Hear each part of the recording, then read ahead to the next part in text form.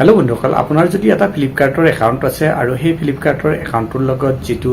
mobile number link হৈ আছে সেই মোবাইল নম্বৰটো আপুনি চেঞ্জ কৰিব বিচাৰে তেতিয়াহলে কেনেকৈ চেঞ্জ কৰিব পাৰিব যদি আপুনি জানিব বিচাৰিছে চাই থাকক এই ভিডিঅটো শেষলৈ আমি এই টপিকটোৰ ওপৰতে কথা পাতিবলৈ গৈ আছো নমস্কাৰ বন্ধুসকল মই প্ৰণৱ আৰু স্বাগতম জনাইছো মোৰ ইউটিউব চেনেল ডিজিব্লগ অসমলৈ বন্ধুসকল প্ৰথমতে আমি flipkart.com যেটো ওয়েবসাইট আছে হেইটোত গুছি যাম আৰু আগৰ প্ৰসেসখিনি স্টেপ বাই স্টেপ দেখুৱাম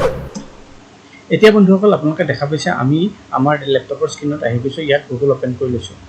গুগলত আমি flipkart.com লিখি সাৰ্চ কৰি দিম আৰু যেটো প্ৰথম সাৰ্চ ৰিজাল্ট আহিব ফ্লিপকাৰ্ট হেইটোৰ ওপৰত আমি ক্লিক কৰি দিম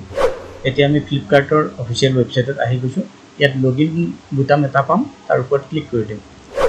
লগইন বুটামটোৰ ওপৰত ক্লিক কৰি দিয়াৰ লগে লগে আপোনাৰ যেটো ৰেজিষ্টাৰ্ড ইমেইল আছে বা মোবাইল নম্বৰ আছে হেতু ইয়াত ভৰাবলৈ কোৱা হৈছে হেতু ভৰাই ৰিকুৱেষ্ট ওটিপিৰ ওপৰত ক্লিক কৰি দিয়ক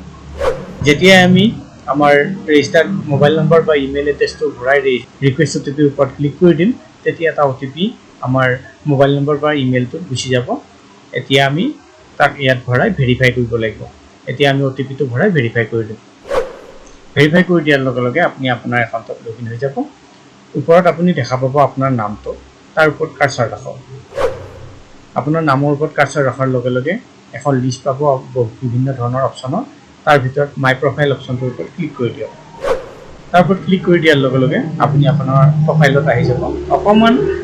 পেজটো স্ক্ৰল ডাউন কৰক ইয়াত আপুনি দেখা পাব মোবাইল নম্বৰ তাৰ ওচৰতে এটা এডিট লিংক পাব তাৰ ওপৰত ক্লিক কৰি দিয়ক এডিটৰ ওপৰত ক্লিক কৰি দিয়াৰ লগে লগে আপুনি ইয়াত আপোনাৰ নম্বৰটো লিখিব পাৰিব যেটো মোবাইল নম্বৰ এতিয়া চেঞ্জ কৰিব লাগে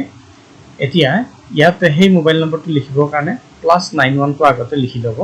+91 যেটো ইণ্ডিয়াৰ কোড হয় হেতু আগতে লিখি লব তাৰ পিছত আপোনাৰ নতুন মোবাইল নম্বৰটো লিখি সেভ বুটামটোৰ ওপৰত ক্লিক কৰি দিব সেভৰ ওপৰত ক্লিক কৰি দিয়াৰ লগে লগে এটা ওটিপি আপোনাৰ পুৰণা নম্বৰটোত গুছি যাব এটা ওটিপি আপোনাৰ নতুন নম্বৰটোত গুছি যাব